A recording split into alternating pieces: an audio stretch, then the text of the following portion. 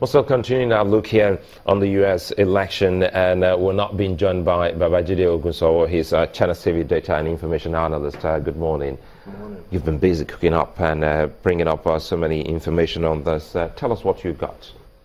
I like to start with it from a slightly different perspective. And I remember less than 2 decades ago, someone said that when the United States of America or Britain is having an election, they don't ask Africa for observers.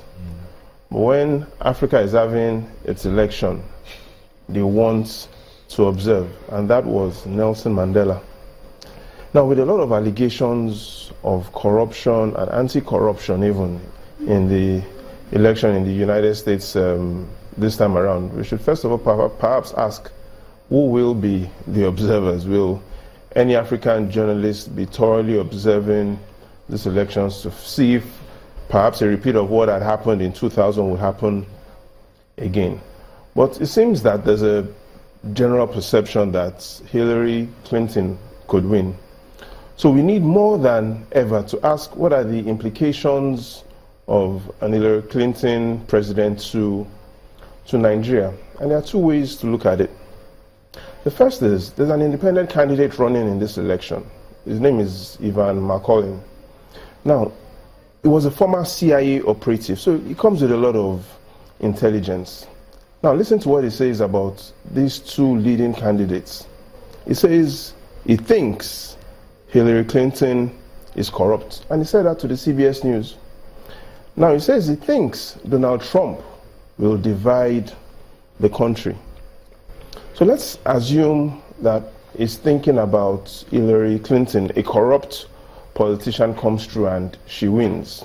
Here's what I perceive.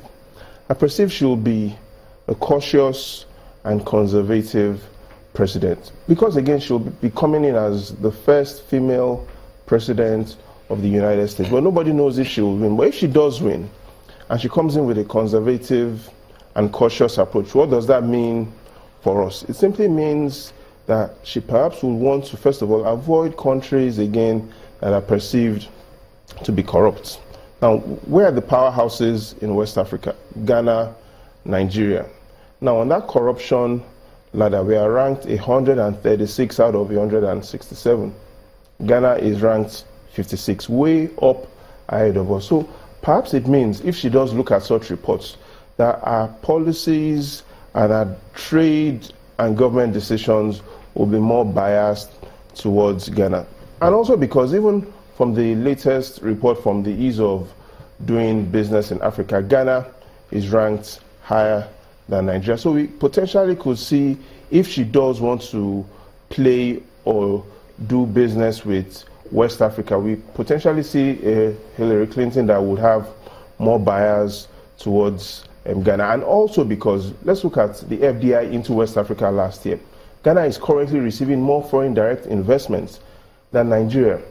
So for me, a potential Hillary Clinton victory means more positive relationship, not towards us, but towards other African countries. For Donald Trump, we discussed that yesterday, potential negative implications on crude oil, highly volatile prices if he does win, and potential reduction in remittances from immigrant workers in the US. But again, what are people looking at? What is the potential for either candidates to win?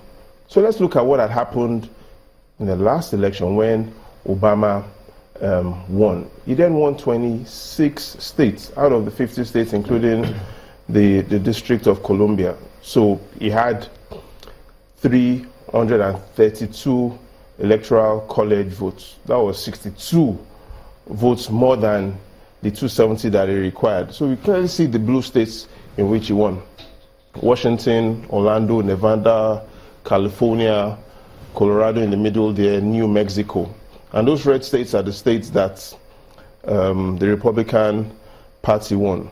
But what had happened was 2 things. The first is he won the popular votes, and the second thing is he had more electoral college votes than Romney. So that was Obama's strategy, to clearly look at the areas where it potentially could pick a lot of electoral college votes, which will determine if he becomes president, and he successfully achieved that by winning 26 states, which then gave him his 332 electoral college votes.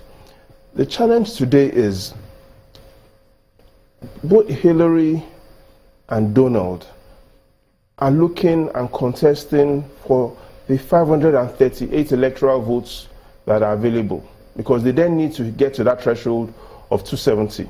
So these 538 electoral votes are spread over the 50 states in the US, including 3 from the District of Columbia. So what is the potential for either Hillary or Donald to win? And that potential really lies in 11 states. That's the first thing. There are 11 states that hold half of the 538 votes. Now, within those 11 states, there are only 6 states that you have 20 plus electoral college votes. Now, those states are Texas. So we have 38 from Texas. We also have New York, that you have 29 electoral college votes. You have Pennsylvania, that has 20. You have Illinois, that has... I can see Florida as well, 29. Yeah, exactly. Then California has got 55. Now, those 6 states will determine who becomes president. Now, here's the trick about those 6 states. You have a state, for instance, like Texas, which is among the top 6 states. The last time a Democratic person or candidate won the election in Texas was in 1972. So it is very likely that Donald Trump picks up the 38 electoral college votes. So he's always been Republican since 72. Exactly, always been Republican since 72. So it's highly likely Donald picks Texas. The next state of interest is New York. You've got 29 electoral college votes in New York, which is on your top right hand of the screen. The fact about New York today is the last time a Republican candidate won in New York was in 1984. So again, it is very likely we see Hillary pick up New York. Now, there are 4 other key states, and let me talk about 3 out of 4 of them. You've got Pennsylvania, you've got Illinois, and you've got California with 55 electoral college votes. The interesting thing about these 3 states, Pennsylvania, Illinois, and California, is that the last time a Republican candidate won in these 3 states was in 1988. Here's what it means. It is very likely Hillary picks up Pennsylvania, Illinois, and California. So we've talked about... And they've got huge numbers there. And they've got huge numbers, exactly. So California, you've got 55 in California. You've got Pennsylvania, you've got 20 electoral college votes in Pennsylvania. And Illinois as well, you've got 20 in Illinois. So we've looked at 5 out of the 6, the Pennsylvania, Illinois, and California clique, which I would prefer to call Cabal 1. Then we've got the Texas and New York clique. And again, you know, in Texas, the last time a Democratic candidate won in Texas was in 1972. And in New York, the last time that a Republican candidate won in New York was in 1984. So that's the second cabal. Now, here's the third cabal that people are talking about, Florida. Florida is the highest swing state. Sometimes Democrats win, sometimes Republicans win. And why Florida is extremely important is because it's got 20 plus electoral college votes. So a lot of activity and attention is going to be focused on Florida. We already perhaps know what will happen in Cabal 1 of Texas and New York. We also have seen the trends in what will happen in that second catchment of Pennsylvania, Illinois, and California. So everyone is considering and looking forward to what will the results be. Correct me if I'm wrong, so that we can break it down. Swing states are states where Republicans and Democrats compete almost evenly for votes in those states, right? You're perfectly right. Good. Now, Florida is top on that list of swing states. Now, you've got several swing states, but what is important about the swing states is the number of electoral college votes. So you've got North Carolina, you've got Iowa, you've got several other swing states. Whereas the electoral college votes within the swing states that makes it either very relevant as a swing state or relatively less relevant as a swing state compared to other swing states. But here's what Donald Trump is concerned about today. There's no Republican candidate that has become the president of the United States without winning Ohio. So what it means is if he doesn't win Ohio, history is not on his side. So the Democrats are very interested in what happens in Ohio.